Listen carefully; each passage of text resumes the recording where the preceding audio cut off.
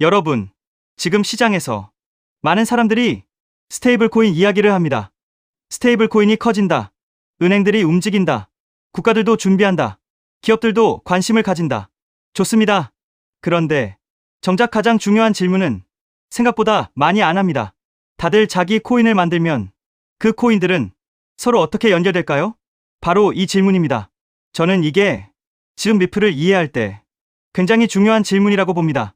왜냐하면 앞으로의 금융 시스템이 단순히 하나의 코인이 세상을 다 먹는 구조가 아니라면 결국 핵심은 누가 제일 큰 코인을 만드느냐보다 누가 그 많은 코인과 자산을 서로 이어주는가가 될 수 있기 때문입니다. 많은 분들이 스테이블 코인이 늘어난다는 말을 들으면 그 자체를 호재처럼 받아들입니다. 물론 맞습니다. 시장 자체가 커질 수 있으니까요. 그런데 스테이블 코인이 많아질수록 오히려 더 커질 수 있는 문제가 있습니다. 바로 파편화입니다.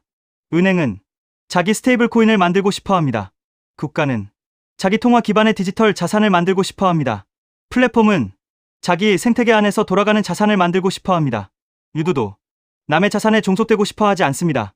즉, 모두가 자기 코인을 만들고 싶어 하는 방향으로 가면 겉으로는 시장이 커지는 것처럼 보여도 실제로는 더 복잡해질 수 있습니다. 왜냐하면 종류가 많아질수록 연결 문제는 더 커지기 때문입니다. 생각해 보십시오. A은행 코인, B은행 코인, 어떤 국가의 디지털 통화, 다른 플랫폼의 스테이블 코인 다 만들어졌습니다. 좋습니다. 그런데 이 자산들이 서로 거래되고 이동되고 정산되려면 중간에서 연결해주는 수단이 필요합니다. 바로 여기서 브리지라는 개념이 중요해집니다. 이건 부가 기능이 아닙니다. 그냥 있으면 좋은 옵션도 아닙니다. 시장이 정말 복잡해질수록 오히려 더 핵심이 될 수 있는 인프라입니다. 왜냐하면 각자 자기 자산을 만들 수는 있어도 서로 거래하는 순간에는 공통 연결 장치가 필요해지기 때문입니다. 바로 그래서 리플을 좋게 보는 쪽에서는 이 자산을 단순 코인이 아니라 브리지 자산의 후보처럼 보는 겁니다. 많은 분들이 이 지점을 놓칩니다. 리플을 그냥 또 하나의 알트코인으로만 보면 이 논리가 잘 안 보입니다. 그냥 오를까? 얼마 갈까? 호재냐 악재냐? 이 정도만 보게 됩니다. 그런데 리플 강세론의 핵심은 생각보다 다른 데 있습니다. 리플이 단순히 오를 수 있다가 아니라 앞으로 연결이 중요해질수록 리플이 필요한 자리로 들어갈 수 있다. 이 논리입니다. 이 차이는 굉장히 큽니다. 그냥 기대감으로 움직이는 자산은 기회감이 식으면 같이 식습니다. 하지만 시스템 안에서 실제로 역할이 생길 수 있는 자산은 평가 기준이 달라질 수 있습니다. 그리고 여기서 한 단계 더 중요한 얘기가 나옵니다. 많은 사람들은 코인 시장을 아직도 누가 이기고 누가 지느냐의 싸움으로 봅니다. 이 코인이 저 코인을 이긴다. 저 체인이 이것을 대체한다. 결국 하나만 남는다. 그런데 앞으로의 시장이 정말 그렇게 흘러갈까요? 오히려 반대일 수도 있습니다. 네트워크가 많아질수록 중요해지는 건 승자 독식보다 상호 운용성일 수 있습니다. 즉, 서로 다른 네트워크, 서로 다른 자산, 서로 다른 시스템이 각자 존재하더라도 그걸 연결해서 움직일 수 있게 하는 구조. 바로 그게 핵심일 수 있다는 겁니다. 이걸 이해하면 리플을 왜 다르게 보는 사람이 있는지 한 번에 이해가 됩니다. 리플의 포인트는 모든 걸 다 대체한다는 데 있는 게 아니라 서로 다른 것들이 같이 움직일 수 있게 만드는 연결의 중심에 설 수 있느냐에 있습니다. 이건 굉장히 큰 차이입니다. 왜냐하면 세상이 하나로 통일되지 않아도 리플의 역할은 생길 수 있기 때문입니다. 오히려 세상이 더 복잡해질수록 연결의 가치는 더 커질 수 있습니다. 생각해 보십시오. 결제 네트워크도 많고 토큰화 자산도 많고 은행 자산도 다르고 국가별 시스템도 다릅니다. 모두가 제각각 돌아갑니다. 이 상황에서 진짜 중요한 건 누가 혼자 제일 크냐가 아니라 누가 그 많은 조각들을 이어주느냐입니다. 바로 이 점 때문에 상호운용성은 앞으로 더 중요해질 수 있습니다. 그리고 저는 이 부분이 리플을 예전과 다르게 보게 만드는 굉장히 큰 포인트라고 생각합니다. 왜냐하면 많은 분들이 아직도 리플을 과거 프레임으로만 보기 때문입니다. 공급 많다, 에스크로 있다, 시총 크다, 그래서 무겁다, 이런 말들 많이 들으셨을 겁니다.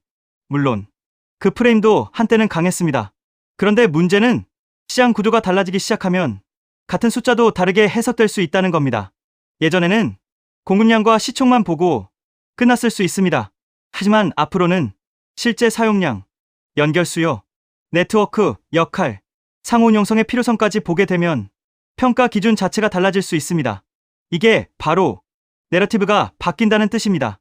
그리고 시장에서는 이 내러티브 변화가 생각보다 훨씬 중요합니다. 같은 자산이라도 어떤 이야기로 묶이느냐에 따라 평가가 완전히 달라지기 때문입니다. 리플이 계속 공급 많고 무거운 자산으로만 묶이면 한계가 명확해 보일 수 있습니다. 하지만 리플이 스테이블 코인 시대의 브리지, 상호 운용성의 핵심, 토큰화 자산 이동의 연결축, 이런 이야기로 묶이기 시작하면 완전히 다른 자산처럼 보일 수 있습니다. 그리고 여기서 또 하나 중요한 포인트가 나옵니다. 토큰화입니다. 앞으로는 돈만 디지털화되는 게 아니라 자산 자체가 토큰화될 가능성이 커집니다. 채권, 주식, 부동산 관련 권리, 각종 금융 자산들, 이런 것들이 토큰 형태로 더 많이 움직이기 시작하면 문제는 더 커집니다. 왜냐하면 이제는 돈만 이동하는 게 아니라 자산 자체가 네트워크 사이를 오가야 하기 때문입니다. 그 순간 연결과 처리의 중요성은 훨씬 커질 수 있습니다. 즉, 토큰화가 커질수록 브리지와 상호 운용성의 중요성도 같이 커질 수 있다는 겁니다. 바로 그래서 리플을 단순 결제 코인 정도로만 보면 이 큰 그림을 놓치게 됩니다. 리플 강세로는 단순 송금 이야기 하나에만 기대는 게 아닙니다. 오히려 앞으로 자산이 더 많이 디지털화되고 더 많이 쪼개지고 더 많이 여러 네트워크로 퍼질수록 그걸 이어주는 가치가 커질 수 있다는데 기대고 있는 겁니다. 그리고 이쯤 되면 많은 분들이 하나를 떠올리게 됩니다. 그래도 리플은 공급량이 너무 많지 않나? 희소성 이야기는 아직 멀지 않나? 좋습니다. 이 질문이 당연히 나옵니다. 그리고 사실 예전에는 이 질문이 꽤 강하게 먹혔습니다. 왜냐하면 과거에는 소각이니 희소성이니 하는 이야기가 현실감 있게 들리지 않는 경우가 많았기 때문입니다. 하지만 지금은 전제가 달라질 수 있습니다.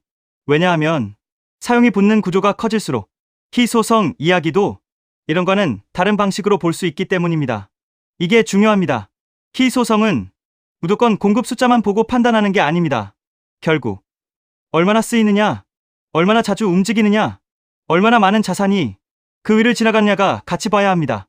만약 XRPL 안에서의 활동이 늘어나고 토큰화 자산 이동이 많아지고 네트워크 간 연결 수요가 커지고 거기에 앞으로 마이크로 페이먼트 같은 흐름까지 붙는다면 이런 거는 전혀 다른 그림이 나올 수 있습니다. 한 번에 폭발적으로 바뀐다는 말이 아닙니다. 하지만 예전에는 의미 없어 보이던 것들이 사용량이 커지는 순간 갑자기 다르게 보이기 시작할 수 있다는 겁니다. 바로 그래서 리플을 보는 기준이 과거에 멈춰 있으면 안 된다고 보는 겁니다. 과거에는 공급량만 보고 끝났을 수 있습니다. 과거에는 시총만 보고 어렵다고 했을 수 있습니다. 과거에는 에스크로만 보고 한계를 말했을 수 있습니다. 그런데 지금 시장이 브리지, 상호 운용성, 토큰화, 사용량, 희소성, 이 흐름으로 묶이기 시작하면 리플은 완전히 다른 해석 구간으로 들어갈 수 있습니다. 이건 단순히 가격 낙관론을 말하는 게 아닙니다. 오히려 왜 어떤 사람들은 리플을 지금도 계속 크게 보는지를 설명하는 구조입니다. 그 사람들은 리플을 그냥 코인으로 안 봅니다. 연결 자산, 브리지 자산, 상호 운용성의 핵심 후보, 그리고 사용이 늘면 희소성 서사까지 붙을 수 있는 자산, 이렇게 보기 시작합니다. 그러면 당연히 가격을 보는 시선도 달라질 수밖에 없습니다.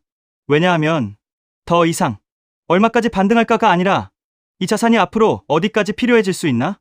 이 질문으로 넘어가기 때문입니다.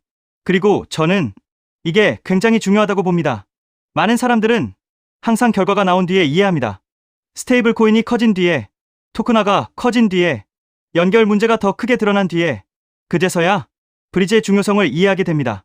하지만 시장은 늘 먼저 질문한 사람에게 유리하게 움직입니다. 그래서 지금 리플에서 중요한 건 당장 오늘의 가격만이 아닐 수 있습니다. 더 중요한 건 앞으로의 시장 구조가 어떤 문제를 만들고 그 문제를 해결할 자산이 어떤 평가를 받게 되느냐입니다. 그리고 그 질문 앞에서 리플은 예전보다 훨씬 더 크게 보일 수 있습니다. 정리해보겠습니다. 스테이블 코인이 많아질수록 시장이 단순해지는 게 아니라 오히려 더 복잡해질 수 있습니다. 왜냐하면 모두가 자기 자산을 만들고 싶어 하기 때문입니다. 그렇게 되면 진짜 중요한 건 누가 가장 큰 코인을 만들었느냐가 아니라 그 많은 코인과 자산을 누가 연결하느냐가 됩니다.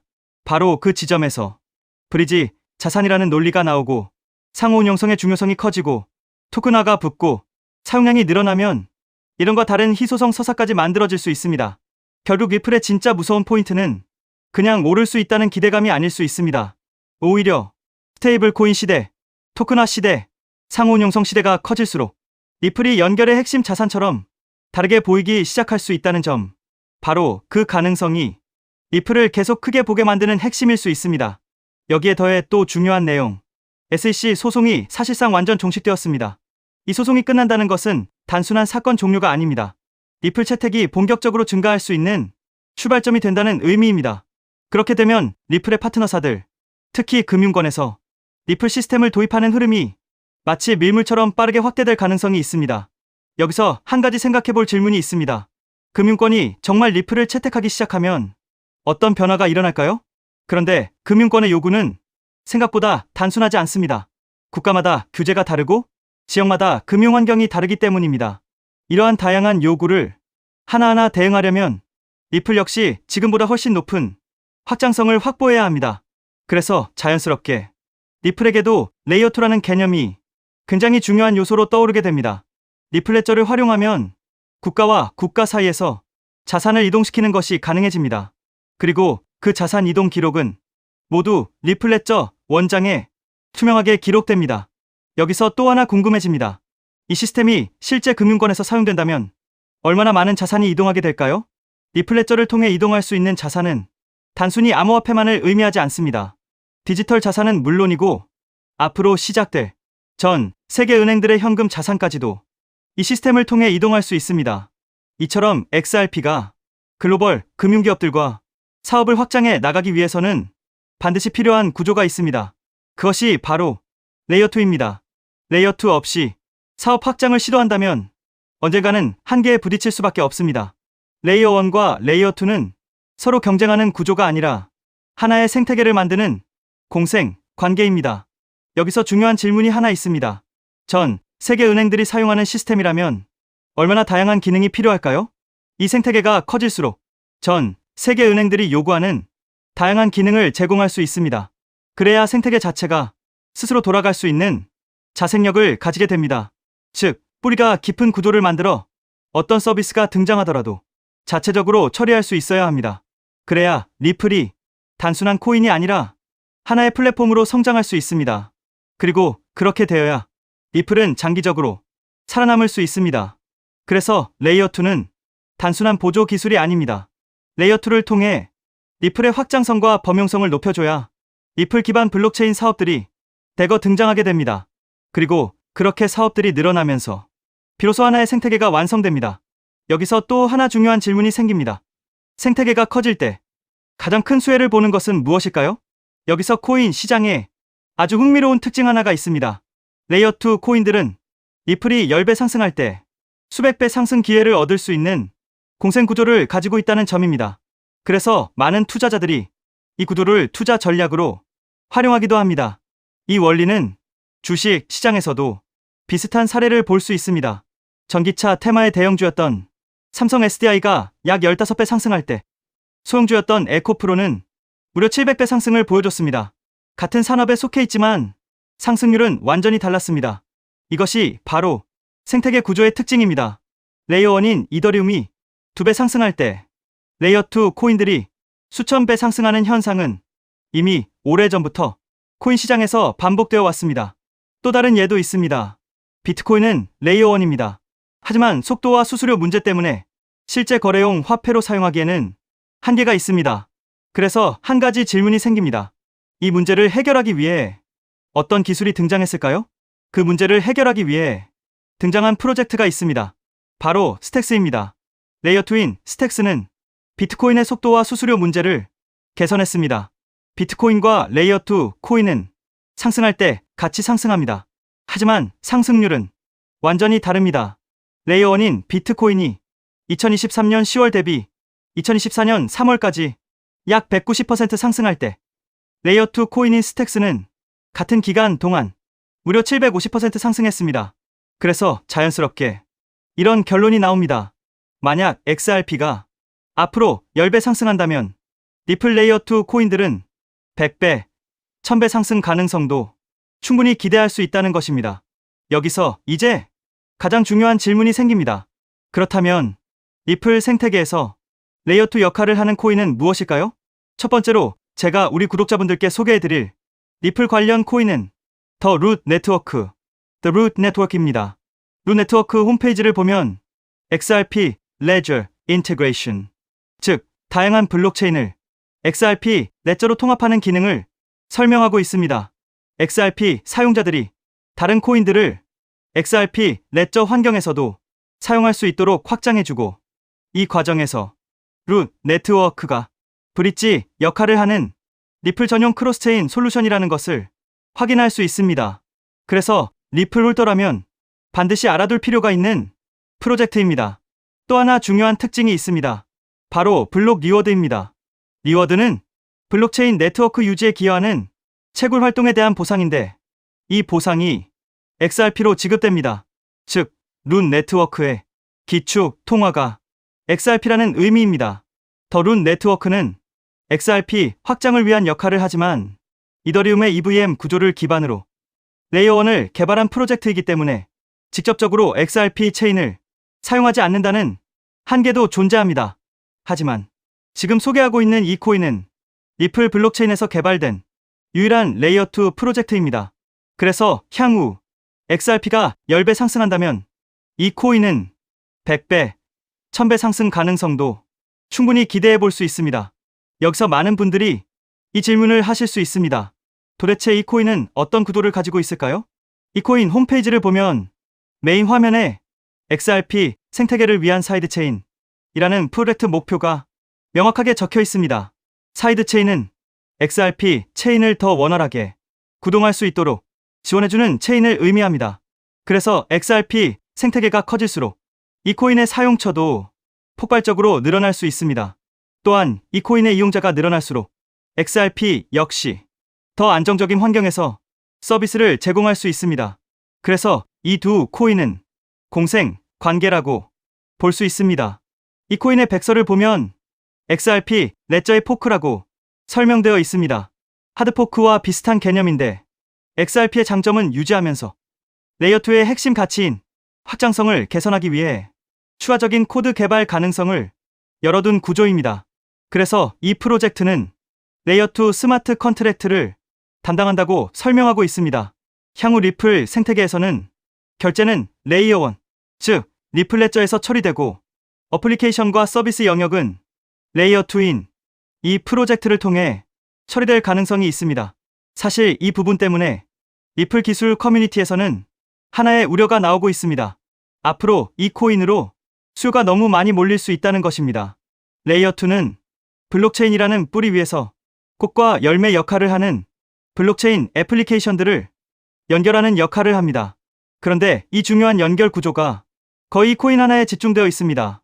그래서 기술자 커뮤니티에서는 이 코인이 혹시 XRP보다 더 커질 수도 있는 것 아니냐는 우려까지 나오고 있습니다. 이에 대해 리플 CTO인 슈와르츠는 이렇게 이야기합니다.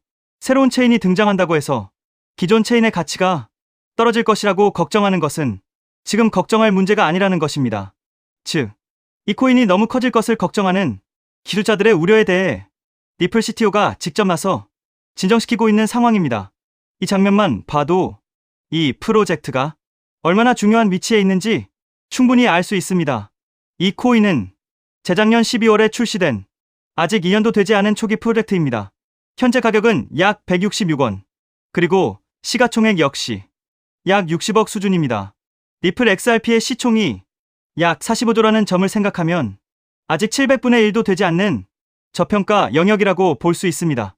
또한 전체 물량의 98% 이상이 이미 유통되어 있기 때문에 개발팀의 물량 언락으로 인한 추가 하락 위험도 크게 걱정할 필요는 없습니다. 이 코인은 리플과 직접 연결되어 앞으로 리플 생태계에서 핵심 역할을 맡게 될 가능성이 있습니다. 그래서 리플 CTO의 집중적인 관리도 받고 있습니다. 그런데 아직까지 저평가 상태인 이유가 있습니다. 리플사가 이 프로젝트에 직접 깊게 관여하고 있음에도 아직 공개적으로 크게 드러내지 않고 있기 때문입니다. 리플의 SEC 소송이 사실상 완전히 끝나 이제 금융권 사업 확장이 전략적으로 시작될 수 있습니다. 그 시점이 되면 이 코인은 폭발적인 움직임을 보일 수 있습니다. 그래서 지금은 리플 네트워크 내부 거래 정도로만 조심스럽게 운영되고 있는 것으로 추정됩니다. SEC 소송이 사실상 종식되어 리플 채택은 곧바로 확대될 가능성이 매우 높습니다. 그에 따라 금융권의 리플 시스템 도입 역시 확장됩니다. 하지만 금융권의 요구는 국가와 지역마다 매우 다양합니다. 그래서 이런 요구에 하나하나 대응하려면 리플은 반드시 더 높은 확장성을 확보해야 합니다. 그래서 바로 이 코인이 등장한 것입니다. 리플 생태계 확장을 가능하게 만드는 핵심 구조이기 때문에 기술자 커뮤니티에서는 오히려 이 코인이 너무 크게 성장할 가능성을 우려하고 있는 것입니다. 코인마켓캡의 커뮤니티 투표 결과에서도 무려 96%나 되는 사람들이 이 코인의 폭등에 투표한 것을 볼 수 있죠. 리플 XRP의 성장과 함께 수백, 수천 배 동반 성장할 이 코인 정보를 저희 구독자 여러분들께만 무료로 공유해 드리려고 합니다. 딱 10만 원이면 됩니다. 많은 돈도 필요 없습니다. 단 10만 원만 묻어두셔도 올해 인생의 방향을 바꿀 수 있는 코인입니다. 그런데 왜 지금 이 자리에서 이름을 바로 공개하지 않느냐고요? 이유는 단순합니다. 유튜브에서 이름이 공개되는 순간 세력들이 바로 움직입니다. 가격을 흔들고 판을 뒤집습니다. 그리고 뉴스가 나오고 사람들이 몰리기 시작하면 그때는 이미 늦습니다. 이 시장은 정보가 퍼진 뒤에 사는 사람이 아니라 퍼지기 전에 움직인 사람이 가져가는 구조입니다. 결국 선점이 전부입니다. 이건 단순히 좋은 코인을 찾는 문제가 아닙니다. 지금 시장에서 2026년을 버티기 위한 필수 선택에 가깝습니다. 최근 시장 하락으로 원금 손실이 컸던 분들 많으시죠? 이 코인은 그런 분들도 한 번에 만회할 수 있는 가능성이 있는 구간에 있습니다. 그래서 저는 아무에게나 공개하지 않습니다.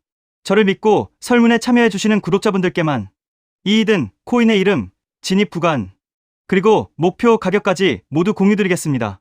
당연히 저는 10원도 요구하지 않고 무료로 우리 구독자분들께만 공유해 드릴 겁니다. 왜? 돈도 안 받고 이런 정보를 알려주냐고 하시면 제 유튜브 채널 좀 키워보고 싶어서가 다여서 구독과 좋아요 한 번씩만 부탁드리겠습니다. 방법은 간단합니다. 제가 아래 설명란에 구글 폼 링크 하나를 달아놓겠습니다. 이 링크는 여기 설명 보기를 클릭하시면 볼 수가 있는데요. 이 구글 폼 링크를 눌러보시면 이러한 창이 뜰 겁니다. 그러면 여기 구독자께만 드려요에 체크를 해주신 다음 리플 레이어2 코인 정보를 공유받으실 연락처를 자세히 적어주신 다음에 여기에 있는 제출을 눌러주시면 저에게 이 구글 폼이 날아오게 됩니다. 그러면 제가 이 구글 폼을 확인하자마자 적어주신 연락처로 연락드려서 제가 구독자인지 확인만 간단히 빠르게 한 다음 아까 말씀드린 리플 레이어2 코인 정보를 바로 공유해 드리도록 하겠습니다. 이 코인이 아마 2026년의 졸업 코인으로 이름을 올리게 될 수도 있을 겁니다. 최근 원금 손실이 컸던 분들도 한 번에 만회하고도 남을 수 있으니 최대한 서둘러 준비하셔서 제대로 된 수익을 만들어 보셨으면 합니다. 우리 구독자 여러분 힘내시고 긴 영상 끝까지 시청해 주셔서 감사드리며 마지막으로 구독과 좋아요 한 번씩 부탁드리면서 마무리하겠습니다. 끝까지 시청해 주셔서 감사합니다.